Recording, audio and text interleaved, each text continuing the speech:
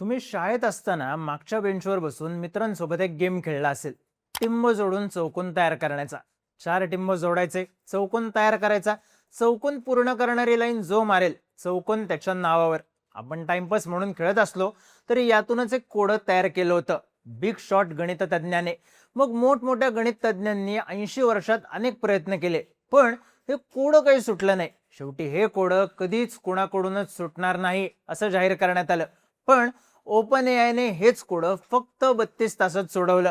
ही गोष्ट वरवर दिसते तेवढी साधी नाहीये. माणसाच्या मेंदूला हे कोड सोडवणं आतापर्यंत अशक्य होतं, पण हे कोड सोडवून एआयने माणसाच्या बुद्धिमत्तेला मागं टाकलंय. पण हे कोड आहे काय, ते बनवलं कोणी, ते सोडवणं अशक्य का होतं, आणि ओपन एआयने ते सोडवलं कसं? डिटेल स्टोरी जाणून घेऊयात या व्हिडिओमधून. नमस्कार, मी चिन्मय आणि तुम्ही पाहताय बोलभिडू.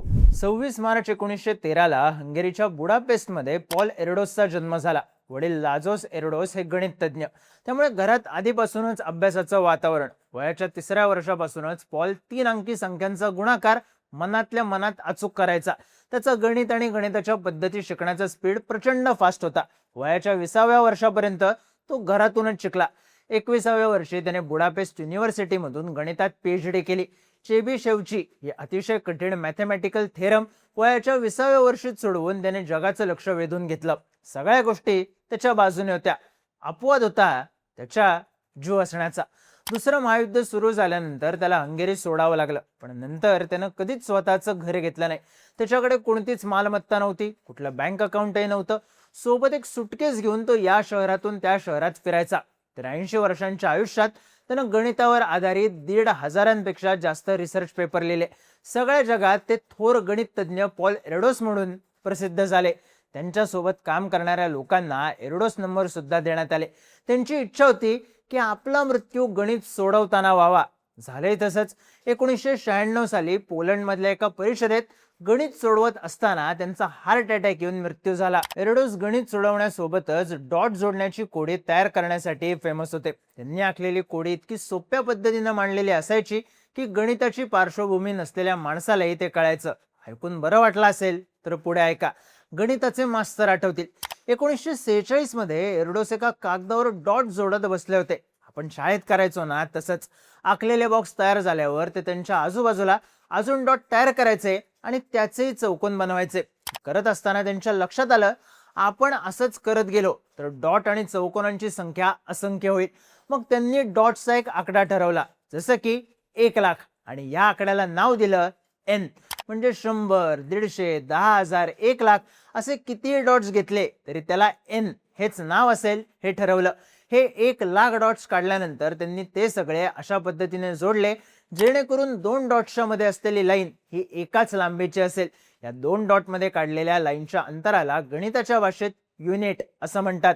आणि इथं जन्म झाला एरडोस यांच्या एरडोस प्लॅनर युनिट डिस्टन्स प्रॉब्लेम या अभेद्य कोड्याचा. एरडोस यांनी एक प्रश्न मांडला. ते म्हणाले, जर मी तुम्हाला कागदावर काढण्यासाठी काही ठराविक संख्या असलेले डॉट्स म्हणजे एन दिले, तर तुम्ही ते कोणत्या पॅटर्न मध्ये किंवा आकारात मांडाल जेणेकरून त्यांच्यामध्ये जास्तीत जास्त रेषा तयार होतील. म्हणजे डॉट्स ठरलेले होते, फक्त ते अशा पद्धतीने मांडायचे होते की ते जास्तीत जास्त रेषा तयार करू शकतील.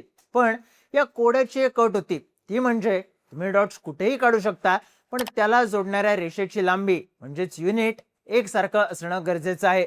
म्हणजे जर तुम्ही 2 डॉट्स जोडण्यासाठी 1 सेंटीमीटरची रेष ओढली तर बाकी सगळ्या डॉट्सला जोडणाऱ्या रेषा 1 सेंटीमीटरच्याच असायला हव्यात. जर ती कमी किंवा जास्त असली तर ती इनव्हॅलिड ठरेल. हे कोड त्यांनी 1946 मध्ये अमेरिकन मॅथमॅटिकल मंथली या मॅगझिन मध्ये छापलं.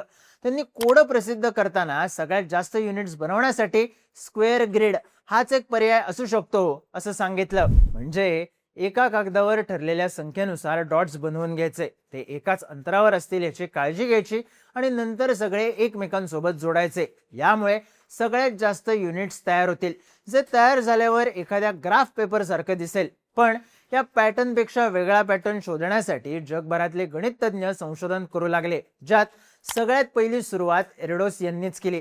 काही गणिततज्ञांना सोबत घेऊन वेगवेगळे पॅटर्न्स बनवायला सुरुवात केली, पण स्क्वेअर ग्रिड हाच पॅटर्न बेस्ड होता. त्यानंतर 1983 मध्ये जोएल स्पेन्सर, एंड्रे सेमेरेडी आणि W.T. ट्रोटर या गणिततज्ञांच्या टीमने प्रयत्न केला. त्यात एका नव्या थेरमचा शोध लागला, पण नवीन पॅटर्न मिळाला नाही. जगभरातल्या गणित तज्ज्ञांनी हे कोडं अभेद्य म्हणून जाहीर केलं आणि एरडोस यांनी सांगितलेला स्क्वेअर ग्रिड हाच एकमेव पॅटर्न सगळ्यात जास्त युनिट तयार करू शकतो हे मान्य केलं. अधूनमधून कुणीतरी हे कोडं सोडवण्याचा प्रयत्न करायचं, पण कोडं काही सुटायचं नाही. अशातच एंट्री झाली ओपन एआयची. ओपन एआयचे मॅथमॅटिशियन आणि अभ्यासक सेबॅस्टियन बुबेक यांची टीम 2025च्या शेवटी कोडं सोडवण्यासाठी बनवलेल्या त्यांच्या रिझनिंग मॉडेलची टेस्टिंग करत होते. यासाठी त्याला वेगवेगळी कोडी देण्यात आली. नंतर त्या मॉडेलने एक एक करून सगळी कोडी सोडवल्यावर त्याला एरडोस यांचं कोडं देण्यात आलं. त्यासाठी त्याला प्रॉपर प्रॉम्प्ट सुद्धा देण्यात आला. ज्यानंतर ओपन एआयच्या रिझनिंग मॉडेलने जगाने अशक्य मानलेलं कोडं फक्त 32 तासात सोडवलं आणि त्यावर 125 पानांचं उत्तरही लिहून दिलं. पण ओपन एआयच्या टीमने याची घोषणा करण्याची घाई केली नाही. त्यांनी sir Timothy Gowers, Will Sawin, Daniel Litt यांच्यासारख्या 6 नामांकित गणित तज्ज्ञांना बोलवून घेतलं. या तज्ज्ञांकडून एआयने दिलेल्या उत्तराची एकूण एक ओळ वाचून घेतली. त्या सगळ्यांनी जवळपास 2 महिने अभ्यास केल्यानंतर एआयने दिलेलं उत्तर मान्य केलं. ओपन एआयची टीम खुश झाली. नंतर त्यांनी सगळ्या प्रक्रिया पूर्ण करून 20 मे 2026ला पॉल एरडोस यांचं 80 वर्षात न सुटलेलं कोडं त्यांच्या रिझनिंग मॉडेलने सोडवून दाखवल्याचं जाहीर केलं.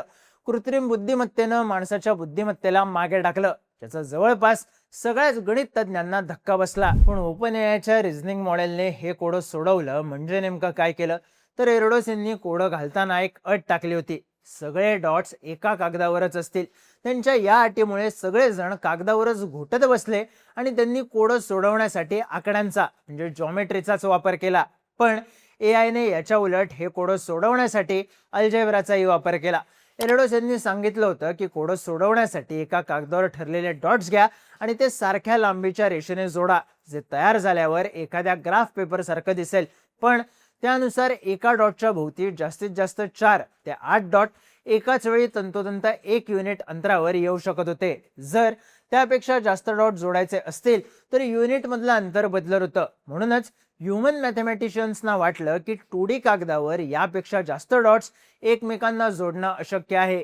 हे कोडं 3D ॲनिमेशन बनवून कधीच सुटलं असतं, पण त्यामुळे कागदावरच गणित सोडवण्याची अट मोडत होती. म्हणून ही गोष्ट कोणीच ट्राय केली नाही. पण एआयने त्याच 3D पॅटर्नला कागदावर 2D सारखं मांडलं. त्यासाठी एआयने जॉमेट्रीला बाजूला ठेवून गौशियन इंटिजर्स आणि क्लासफिल्ड टॉवर्स या अल्जेब्राच्या ॲडव्हान्स टर्म्सचा वापर केला.